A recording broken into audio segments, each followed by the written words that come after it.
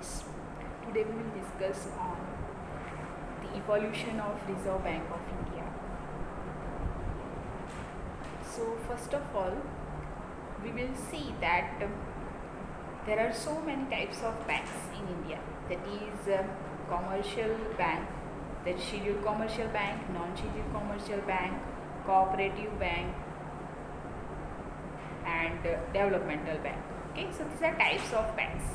On the all these banks, there is a bank which is having control over the money, right? That is monetary authority, which is a reserve bank. So that it is considered as central bank. Okay, so as you have learned in the banking law 1 paper, that what is scheduled bank, what is non-scheduled bank. Okay, that is scheduled banks are those banks which are scheduled, or they are in the list of the schedule of the reserve bank. Okay, so it is not like that the one bank which is nationalized is the scheduled. Okay, it is not like that.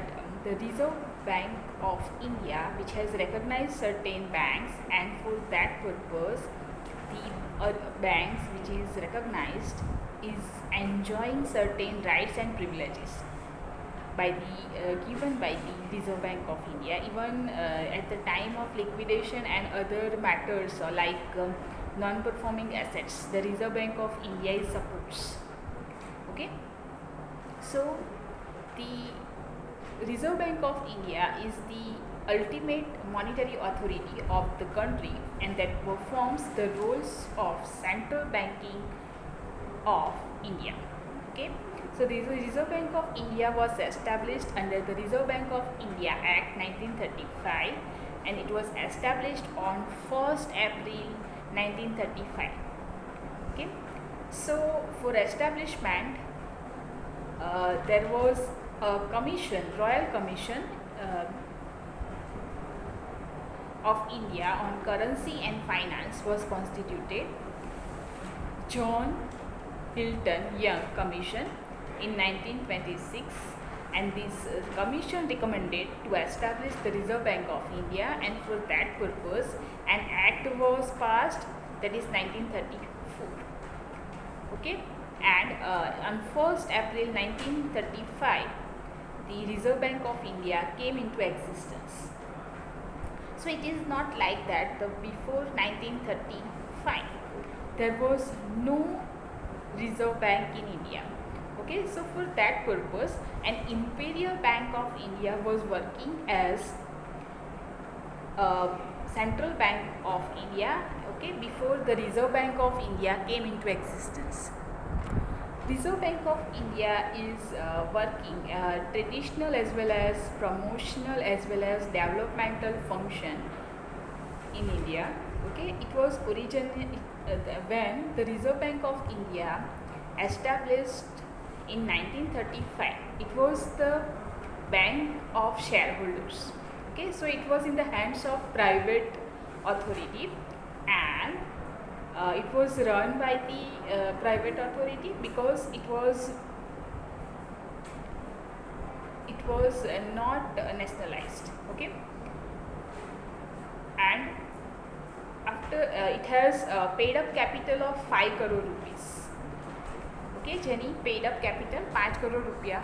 Afterwards, after the independence, because in 1935 India was not independent. Okay, so after independence the Reserve Bank of India was nationalized by Reserve Bank Transfer of Public Ownership Act 1948 was passed, and the government took over the Reserve Bank of India, private shareholders to nationalized.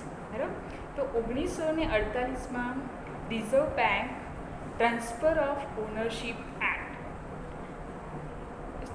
Transfer two public ownership act. Okay, Reserve Bank Transfer to Public Ownership Act 1948 was passed by the Government of India, and the Reserve Bank of India was made nationalized. Okay, so on 1st January 1949 the Reserve Bank of India started functioning as state-owned Central Bank of India. Okay, so after independence why the Reserve Bank of India was nationalized. Okay, so what is the reason behind the same? So there is a reason behind the same, that after Second World War there was a trend in the world to nationalize the central bank, because the world was facing many problems in relation to the economics.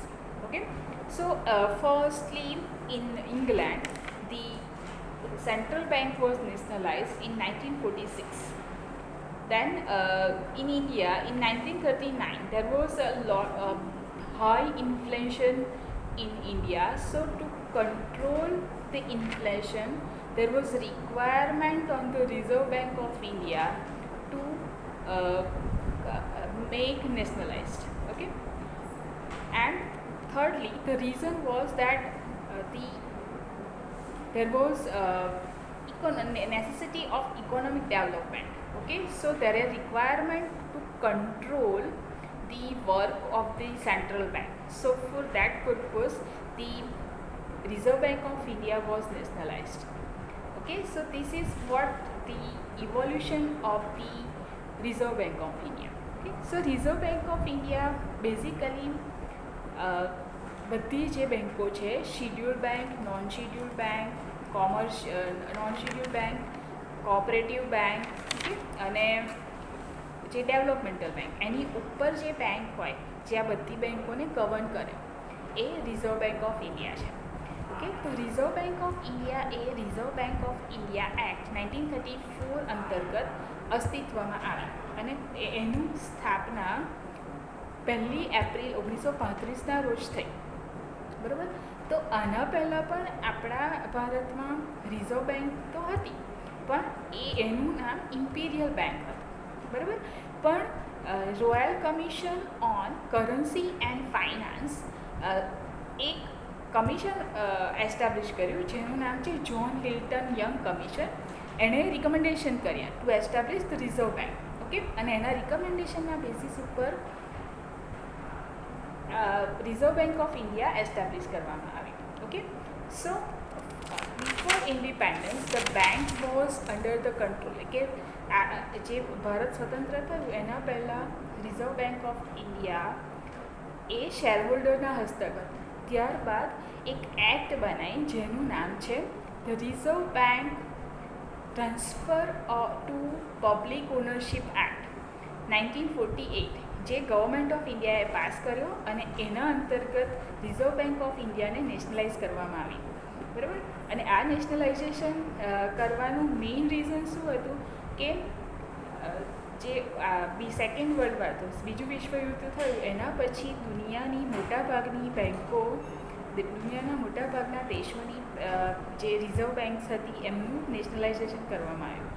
બરાબર, કે બધા countries એક મોટી હાડમારીમાંથી પસાર થઈ રહેલા હતા. Okay, તો એ વર્લ્ડ વોર 2 પછી 1946માં ઇંગ્લેન્ડે પહેલી વખત રિઝર્વ બેંક ઓફ ઇન્ડિયાને સેન્ટ્રલાઇઝ કરી. ત્યારબાદ ભારતમાં પણ ઇન્ફ્લેશન રેટ બહુ હાઈ હતો. ઓકે, વસ્તુઓના ભાવ વધતા ગયા હતા. બરાબર, અને જે ઇન્ફ્લેશન રેટ હતો એ વધારે થઈ ગયો. બરાબર, તો એ ઇન્ફ્લેશન રેટને ડાઉન કરવા માટે તેમજ આર્થિક વિકાસ કરવા માટે બેંકનું રિઝર્વ બેંક ઓફ ઇન્ડિયાનું નેશનલાઇઝેશન કરવાનું જરૂર હતું. તો 1 જાન્યુઆરી 1949ના રોજ આ નેશનલાઇઝેશન અમલમાં આવ્યું. બરાબર, so this is what is all about the evolution of the reserve bank of India. Thank you.